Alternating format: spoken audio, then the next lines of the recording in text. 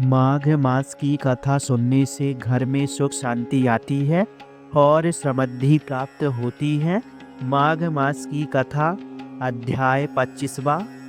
पिशाच कहने लगा कि हे मुनि, केरल देश का ब्राह्मण किस प्रकार मुक्त हुआ, ये कथा कृपा करके विस्तार पूर्वक कहिए।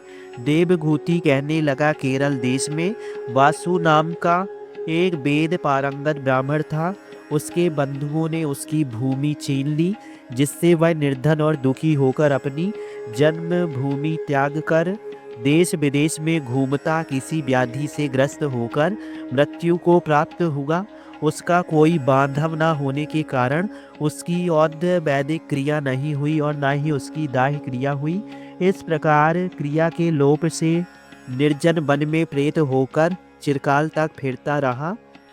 शीत ताप भूख प्यास से बेहाल होकर वह रोता फिरता था, परंतु उसकी कोई सदगति नहीं हुई है। दान न देने से वह कर्म फल को भोगता था।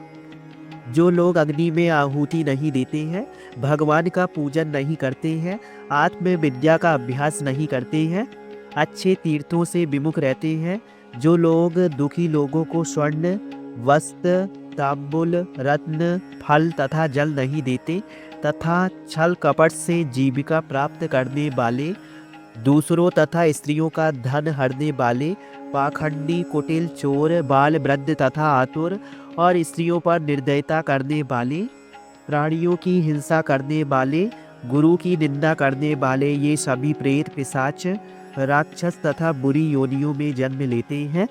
बुरे कर्मों से बचकर धर्म के कार्य तथा यज्ञ दान तप आदि करने चाहिए, क्योंकि कर्म फल अश्वमेव मिलता है। इस प्रकार प्रेत की गति देखकर पाप कर्म कदापि नहीं करने चाहिए। ब्राह्मण कहने लगा कि इस प्रकार उस केरल ब्राह्मण ने उस पर्वत पर अधिक समय व्यतीत करके एक मार्ग में एक पथिक को देखा, जो 2 गंगरियों में त्रिवेणी का जल लिए हुए था, आनंद पूर्वक भगवान के चरित्र का गान कर रहा था।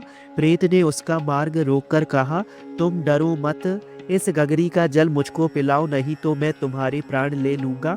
देवभूति कहने लगा कि दुखी निर्बल मुरझाए हुए प्राणी तुम कौन हो, पैरों से पृथ्वी को स्पर्श न करके चलते हो।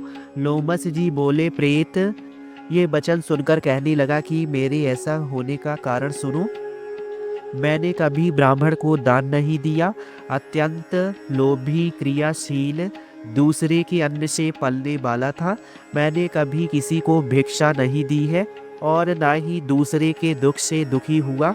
प्यासे प्राणियों को मैंने कभी जल नहीं पिलाया। मैंने कभी छाता जूता दान नहीं किया और ना ही किसी को जल का पात्र पानी या औषधि किसी को नहीं दी है, और ना ही मैंने अपने घर में किसी अतिथि को उसका सत्कार नहीं किया। अन्य वृद्ध अनाथ दीनों को मैंने कभी अन्न से संतुष्ट नहीं किया और ना ही रोगों को मुक्त किया, और ना ही कभी ब्राह्मण को दान दिया और ना ही कभी अग्नि में हवन किया। वैशाखादि मास में किसी को ठंडा जल नहीं पिलाया और ना ही पीपल का मैंने कोई वृक्ष लगाया और ना ही किसी प्राणी को बंधन से छुड़ाया। इस कारण मेरा पूर्व जन्म बुरे कार्यों में ही व्यतीत हुआ। मेरे पूर्व जन्म के कर्मों से मेरी ये गति हुई है।